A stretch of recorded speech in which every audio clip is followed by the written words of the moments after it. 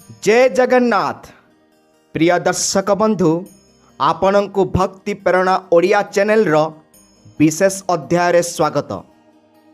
आजिर एही विशेष अध्याय आरंभ करिबा पूर्वरु मु आपणଙ୍କୁ किछि गंभीर प्रश्न पचारिबाकू चाहूछि जहा हुए तो आपणଙ୍କୁ गभीर चिंतारे पकाई देई पारे। कौन आपणଙ୍କୁ लागुछि कि आपण दिन राति परिश्रम करी मध्य सफलता पाउ नाहंती? कौन आपणଙ୍କ घर को धन आसुछि किंतु पानी परी बही जाउछि? कौन आपणଙ୍କ घरे बिना कारण रे बारंबार कलह हेउछि जेउथि पाई मन सबु बेले अशांत रहुछि? आपण वास्तु दोष एवं ग्रह दोष पाई अनेक पूजा पाठ करी मध्य कौनसी शुभ फल पाउ नाहंती? बंधुगण आपण कौन जानती आपणकर एही सबु समस्यार समाधान हुए तो आपणक घर पाखरे किंबा आपणक गुहाल ही अछि। शास्त्र कहे मनीष जेतेबेले सबुआडू हारी जाए सेतेबेले गोटिए सत्ता ही ताकू रक्षा करि पारे, से हेउछंती गोमाता। आजिर एही भिडियो रे आमे जानिबा गाय को मात्र गोटिए जिनिस खुआइले किपरि आपणकर सात पुरुषर पाप धोई जाए एवं दुर्भाग्य सौभाग्य रे बदली जाए।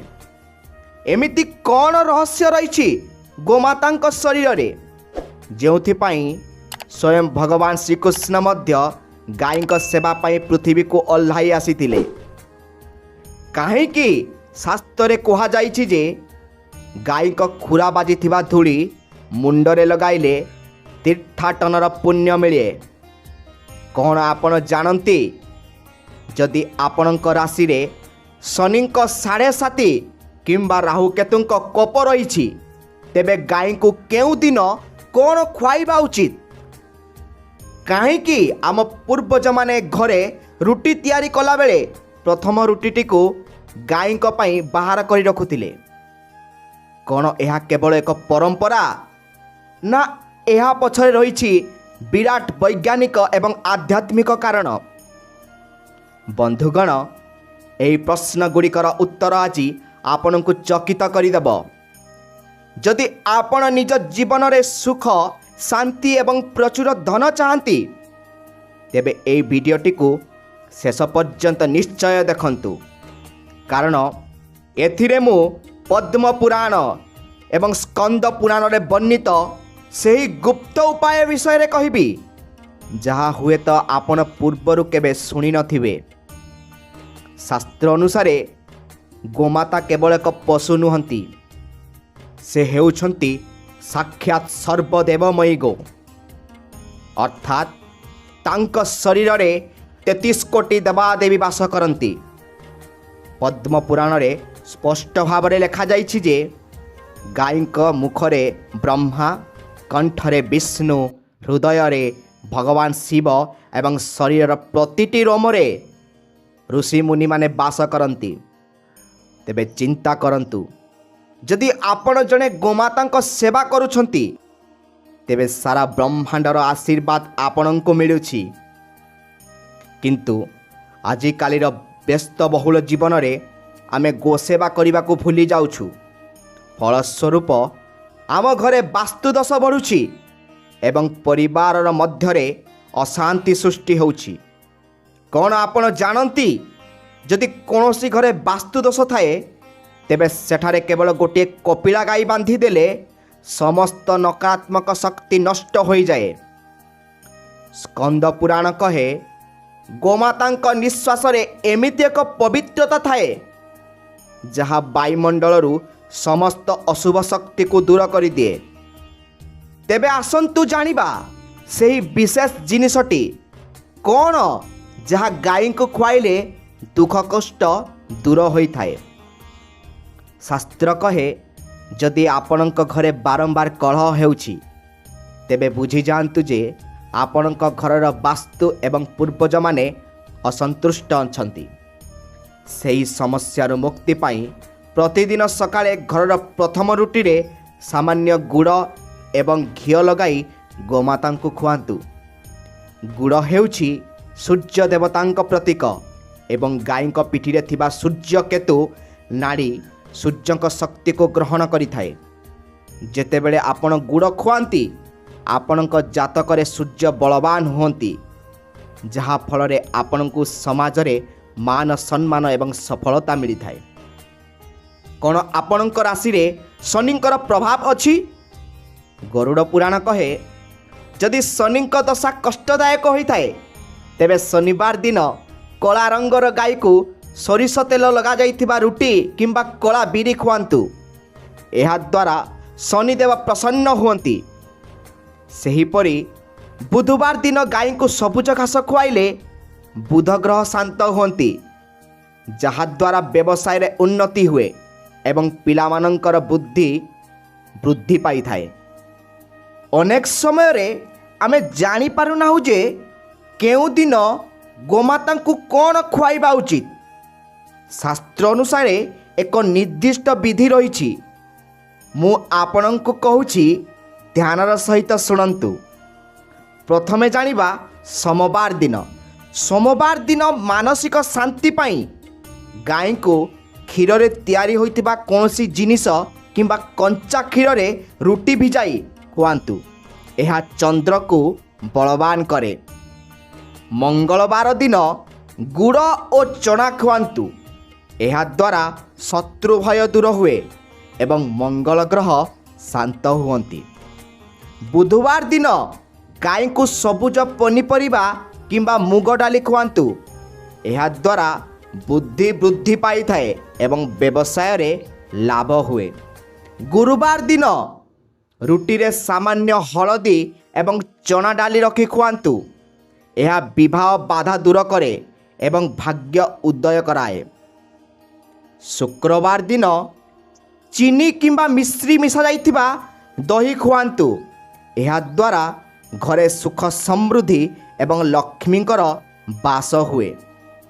ଶନିବାର ଦିନ ଯଦି ଆପଣ ଶନିବାର ଦିନ ସୋରିଷ ତେଲ ଲଗାଯାଇଥିବା ରୁଟି ଖୁଆନ୍ତୁ। ଏହା ଶନିଙ୍କ 7.5 କଷ୍ଟରୁ କମ୍ କରିଦିଏ। ରବିବାର ଦିନ ଆପଣ ଯଦି ଗହମ ଓ ଗୁଡ଼ ଖୁଆଇବେ ତେବେ ଆପଣଙ୍କର ସମାଜରେ ମାନ ସମ୍ମାନ ଓ ପ୍ରତିଷ୍ଠା ଆଣିଦେବ। ଏବେ ଜାଣିବା ପଞ୍ଚବଗ୍ୟର ଦୈବୀ ଚମତ୍କାର ବିଷୟରେ। ପ୍ରାଚୀନ ଆୟୁର୍ବେଦ ଏବଂ ଋଷିମୁନିମାନେ ପଞ୍ଚବଗ୍ୟକୁ ଅମୃତ ବୋଲି ମାନିଛନ୍ତି। ପଞ୍ଚବଗ୍ୟ କ'ଣ? ଗାଈଙ୍କ କ୍ଷୀର, ଦହି, ଘିଅ, ଗୋମୂତ୍ର ଏବଂ ଗୋବର। ଏହି 5ଟି ଜିନିଷର ମିଶ୍ରଣ। ଶାସ୍ତ୍ର କହେ, ଯେଉଁ ଘରେ ନିୟମିତ ଭାବେ ପଞ୍ଚବଗ୍ୟର ବ୍ୟବହାର ହୋଇଥାଏ ସେହି ଘରକୁ ଅଭିଶାପ କିମ୍ବା କୁଦୃଷ୍ଟି ସ୍ପର୍ଶ କରିପାରେ ନାହିଁ। ଆପଣ କ'ଣ ଜାଣନ୍ତି, ଗୋମୂତ୍ରରେ କେବଳ ଗଙ୍ଗା ନୁହନ୍ତି, ଏଥିରେ ଏମିତି କିଛି ଖଣିଜ ଲବଣ ଅଛି ଯାହା ଶରୀରରେ ଶହ ଶହ ରୋଗକୁ ଜମାଡ଼ରୁ ଶେଷ କରିପାରେ। ଯଦି ଆପଣଙ୍କୁ ଲାଗୁଛି କି ଆପଣଙ୍କ ଘରେ ବହୁତ ନକାରାତ୍ମକ ଶକ୍ତି ଅଛି, ତେବେ ପ୍ରତିଦିନ ସନ୍ଧ୍ୟାରେ ଗୋଟିଏ ଶୁଖିଲା ଗୋବର ଘଷି ଜଳାଇ ସେଥିରେ ଅଳ୍ପ ଗୁଗୁଳ ଓ ଘିଅ ଦେଇ ଘର ସାରା ଧୁଆ ଦିଅନ୍ତୁ। ଦେଖିବେ ଘରର ବାୟୁମଣ୍ଡଳ ଏତେ ପବିତ୍ର ହୋଇଯିବ ଯେ ଆପଣଙ୍କୁ ଲାଗିବ ଆପଣ କୌଣସି ମନ୍ଦିର ଭିତରେ ବସିଛନ୍ତି। ଏବେ ଜାଣିବା ସହରରେ ରହୁଥିବା ଲୋକଙ୍କ ପାଇଁ ଏକ ବିଶେଷ ଉପାୟ। ଏବେ ଆପଣଙ୍କ ମନରେ ପ୍ରଶ୍ନ ଆସୁଥିବ, ଆମେ ତ ସହରରେ ରହୁଛୁ, ପାଖରେ ଗାଈ ନାହାନ୍ତି, ତେବେ ଆମେ କ'ଣ କରିବୁ? ବନ୍ଧୁଗଣ, ଭକ୍ତି ପାଇଁ ସାଧନ ନୁହେଁ, ସଂକଳ୍ପ ଦରକାର। ଯଦି ଆପଣ ଗାଈ ପାଉନାହାନ୍ତି ତେବେ ପ୍ରତିଦିନ ନିଜ ଖାଦ୍ୟରୁ ପ୍ରଥମ ରୁଟିଟିକୁ ବାହାର କରି ଏକ ପାତ୍ରରେ ରଖନ୍ତୁ। ସପ୍ତାହରେ ଦିନେ କୌଣସି ଗୋଶାଳାକୁ ଯାଇ ସେହି ରୁଟି ଖୁଆଇ ଦିଅନ୍ତୁ। ଯଦି ତାହା ସମ୍ଭବ ନୁହେଁ ତେବେ ନିଜ ଘରର ଅଗଣାରେ କିମ୍ବା ପୂଜା ଘରେ ଗୋଟିଏ ଗାଈ ଓ ବାଛୁରୀଙ୍କର ପିତ୍ତଳ କିମ୍ବା ମାଟିର ମୂର୍ତ୍ତି ରଖନ୍ତୁ। ପ୍ରତିଦିନ ସେମାନଙ୍କୁ ସ୍ମରଣ କରି ଧୂପ ଦୀପ ଦିଅନ୍ତୁ। ଏହାଦ୍ୱାରା ବାସ୍ତୁଦୋଷ ଦୂର ହୋଇଥାଏ। ସବୁଠାରୁ ଗୁରୁତ୍ୱପୂର୍ଣ୍ଣ କଥା ହେଲା ଗୋସେବା। ଗୋସେବା ପାଇଁ କୌଣସି ଗୋଶାଳାକୁ ଅଳ୍ପ କିଛି ଆର୍ଥିକ ସାହାଯ୍ୟ କରନ୍ତୁ। ଗାଈଙ୍କ ପାଇଁ ଘାସ କିଣିବାରେ ସାହାଯ୍ୟ କଲେ ସେହି ପୁଣ୍ୟ ମଧ୍ୟ ଆପଣଙ୍କୁ ହିଁ ମିଳିବ। ଏହା ତ କେବଳ ଆରମ୍ଭ। ଏବେ ବି ଆମ ପାଖରେ ଅନେକ ରହସ୍ୟ ବାକି ଅଛି। ଗାଈଙ୍କୁ କିପରି ସ୍ପର୍ଶ କଲେ ଶାରୀରିକ ରୋଗ ଦୂର ହୁଏ, ଗାଈଙ୍କୁ ପାଣି ପିଇବାକୁ ଦେଲେ କେଉଁ ପୁଣ୍ୟ ମିଳେ, ଏବଂ ସବୁଠାରୁ ଗୁରୁତ୍ୱପୂର୍ଣ୍ଣ ଭୁଲରେ ବି ଗାଈଙ୍କୁ କେଉଁ ଜିନିଷ ଖୁଆଇବା ଅନୁଚିତ। ଯଦି ଆପଣ ଅଜାଣତରେ ଏହି ଭୁଲ କରୁଛନ୍ତି ତେବେ ଆପଣଙ୍କୁ ଗୋହତ୍ୟା ସମାନ ପାପ ଲାଗିପାରେ। ଏହି ସମସ୍ତ ବିଷୟରେ ବର୍ତ୍ତମାନ ଆଲୋଚନା କରିବା। ତା ପୂର୍ବରୁ ଭିଡ଼ିଓଟିକୁ ଲାଇକ୍ ଏବଂ ସବସ୍କ୍ରାଇବ୍ କରିଦିଅନ୍ତୁ। ବନ୍ଧୁଗଣ, ପ୍ରଥମରୁ ଆମେ ଜାଣିଲେ ଗୋମାତାଙ୍କ ଶାସ୍ତ୍ରୀୟ ମହତ୍ତ୍ୱ। ଏବେ ଆସନ୍ତୁ ଜାଣିବା ସେହି ସେବା ବିଷୟରେ ଯାହା ସିଧାସଳଖ ଆପଣଙ୍କ ଭାଗ୍ୟର କବାଟ ଖୋଲିଦେବ। ପ୍ରଥମତଃ ହେଉଛି ଗୁରୁଗ୍ରହଙ୍କ ପାଇଁ ଉପାୟ। ଯଦି ଆପଣଙ୍କ ବିବାହରେ ବିଳମ୍ବ ହେଉଛି କିମ୍ବା ଶିକ୍ଷା ଓ କ୍ୟାରିୟରରେ ଆପଣ ବାରମ୍ବାର ବିଫଳ ହେଉଛନ୍ତି, ତେବେ ଏହାର ଅର୍ଥ ହେଉଛି ଆପଣଙ୍କର ବୃହସ୍ପତି ବା ଗୁରୁଗ୍ରହ ଦୁର୍ବଳ ଅଛନ୍ତି। ଏହି ସମସ୍ୟାର ସମାଧାନ ପାଇଁ ଗୁରୁବାର ଦିନ ଗାଈଙ୍କୁ ଓଦା ହୋଇଥିବା ଚଣା ଡାଲି ଏବଂ ସାମାନ୍ୟ ହଳଦୀ ଖୁଆନ୍ତୁ। ହଳଦୀ ଗୁରୁଗ୍ରହଙ୍କର ପ୍ରତୀକ ଏବଂ ଚଣା ଡାଲି ତାଙ୍କୁ ସନ୍ତୁଷ୍ଟ କରେ।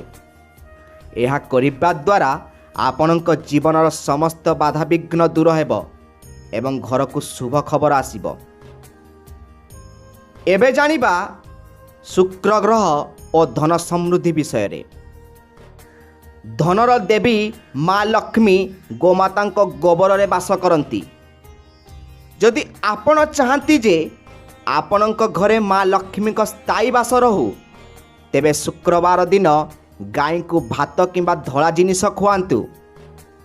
ଶାସ୍ତ୍ରରେ ବର୍ଣ୍ଣିତ ଅଛି ଯେ ଯେଉଁ ଘରର ଦ୍ୱାରକୁ ଆସିଥିବା ଗୋମାତାଙ୍କୁ ଖାଲି ପେଟରେ ଫେରାଇ ଦିଆଯାଏ, ସେହି ଘରୁ ମା ଲକ୍ଷ୍ମୀ ଋଷି ଚାଲିଯାଆନ୍ତି। ତେଣୁ ସର୍ବଦା ମନେ ରଖନ୍ତୁ, ଯଦି ଆପଣଙ୍କ ଦ୍ୱାରରେ ଗାଈ ଛିଡ଼ା ହୋଇଛନ୍ତି ତେବେ ତାଙ୍କୁ କିଛି ନା କିଛି ନିଶ୍ଚୟ ଖୁଆନ୍ତୁ। ଏବେ ଜାଣିବା ବିଶେଷ ମହତ୍ତ୍ୱ। ଗାଈଙ୍କର ସେବା ଏବଂ ସ୍ପର୍ଶର ଚମତ୍କାର। ଆଧୁନିକ ବିଜ୍ଞାନ ମଧ୍ୟ ସ୍ୱୀକାର କରିଛି ଯେ ଗାଈଙ୍କ ପିଠିକୁ ଆଉଁସିଲେ ରକ୍ତଚାପ ଏବଂ ମାନସିକ ଚିନ୍ତା ଦୂର ହୋଇଥାଏ। ଶାସ୍ତ୍ର ଅନୁସାରେ ଗାଈଙ୍କ କୁକୁଦ ଉପରେ ହାତ ରଖିଲେ ଆମେ ଶରୀରରେ ଥିବା ନକାରାତ୍ମକ ଉର୍ଜା ନଷ୍ଟ ହୁଏ। ଯଦି କୌଣସି ବ୍ୟକ୍ତି ଗମ୍ଭୀର ରୋଗରେ ପୀଡ଼ିତ, ତେବେ ସେ ଗାଈଙ୍କୁ ସ୍ନାନ କରାଇବା ଏବଂ ତାଙ୍କୁ ସେବା କରିବା ଦ୍ୱାରା ଆରୋଗ୍ୟ ଲାଭ କରନ୍ତି। ପ୍ରିୟ ଦର୍ଶକ ବନ୍ଧୁ, ଏବେ ଜାଣିବା ବାସ୍ତୁଦୋଷ ନିବାରଣ ବିଷୟରେ। ଯଦି ଆପଣ ଏକ ନୂଆ ଘର ତିଆରି କରୁଛନ୍ତି କିମ୍ବା ନୂଆ ଘରକୁ ଗୃହ ପ୍ରବେଶ କରୁଛନ୍ତି, ତେବେ ସବୁଠାରୁ ଆଗ ଗୋଟିଏ ଗାଈ ଏବଂ ବାଛୁରୀକୁ ଘର ଭିତରକୁ ନିଅନ୍ତୁ। ଗାଈ ଘରର ଯେଉଁ ସ୍ଥାନରେ ଛିଡ଼ା ହୋଇ ପରିସ୍ରା କରନ୍ତି କିମ୍ବା ହମ୍ବାରଡ଼ି କରନ୍ତି, ବୁଝିଯାଆନ୍ତୁ ସେହି ସ୍ଥାନର ସବୁଠାରୁ ବଡ଼ ବାସ୍ତୁଦୋଷ ଦୂର ହୋଇଗଲା। ଗୋମୂତ୍ରରେ ଗଙ୍ଗା ମା ବାସ କରନ୍ତି। ତେଣୁ ପ୍ରତିଦିନ ସକାଳେ ଘର ସଫା କଲାବେଳେ ପାଣିରେ ସାମାନ୍ୟ ଗୋମୂତ୍ର ମିଶାଇ ପୋଛା ମାରନ୍ତୁ। ଦେଖିବେ ଘରର ବାତାବରଣ ମନ୍ଦିର ପରି ପବିତ୍ର ହୋଇଯିବ। ବନ୍ଧୁଗଣ, ଏବେ ଜାଣିବା ପିତୃଦୋଷରୁ ମୁକ୍ତି। ଯଦି ଆପଣଙ୍କ ପରିବାରରେ କେହି ଅକାଳ ମୃତ୍ୟୁବରଣ କରିଛନ୍ତି କିମ୍ବା ଆପଣଙ୍କୁ ସ୍ୱପ୍ନରେ ପିତୃପୁରୁଷମାନେ ଦେଖା ଦେଉଛନ୍ତି, ତେବେ ଅମାବାସ୍ୟା ଦିନ ଗାଈଙ୍କୁ ଗୁଡ଼ ଏବଂ ସବୁଜ ଘାସ ଖୁଆନ୍ତୁ। ଏହାଦ୍ୱାରା ପିତୃପୁରୁଷମାନେ ତୃପ୍ତ ହୁଅନ୍ତି ଏବଂ ବଂଶବୃଦ୍ଧିର ଆଶୀର୍ବାଦ ଦିଅନ୍ତି। ଶାସ୍ତ୍ର କହେ, ଯେଉଁ ଘରର ଗୋସେବା ହୁଏ ସେହି ଘରେ ପିତୃପୁରୁଷମାନେ କେବେ ବି ଅଶାନ୍ତ ରୁହନ୍ତି ନାହିଁ। ଏବେ ଜାଣିବା ଗୋଟେ ବଡ଼ ସତର୍କତା। ସେ ହେଉଛି ଗୋମାତାଙ୍କୁ କ'ଣ ଖୁଆଇବା ଅନୁଚିତ, କ'ଣ ଖୁଆଇଲେ ଆପଣଙ୍କୁ ଗୋମାତାର ମୃତ୍ୟୁର ପାପ ଲାଗିପାରେ। ସବୁଠାରୁ ବଡ଼ ସାବଧାନତା। ବନ୍ଧୁଗଣ, ଅନେକ ଲୋକ ପୁଣ୍ୟ ପାଇବା ଆଶାରେ ଗାଈଙ୍କୁ ବାସି ଖାଦ୍ୟ କିମ୍ବା ବଳକା ଖାଦ୍ୟ ଖୁଆଇ ଦିଅନ୍ତି। ଶାସ୍ତ୍ର କହେ ଗାଈଙ୍କୁ ବାସି ଖାଦ୍ୟ ଖୁଆଇବା ଏକ ବଡ଼ ପାପ। ଗୋମାତାଙ୍କୁ ସର୍ବଦା ସତେଜ ଏବଂ ପରିଷ୍କାର ଖାଦ୍ୟ ଦିଅନ୍ତୁ।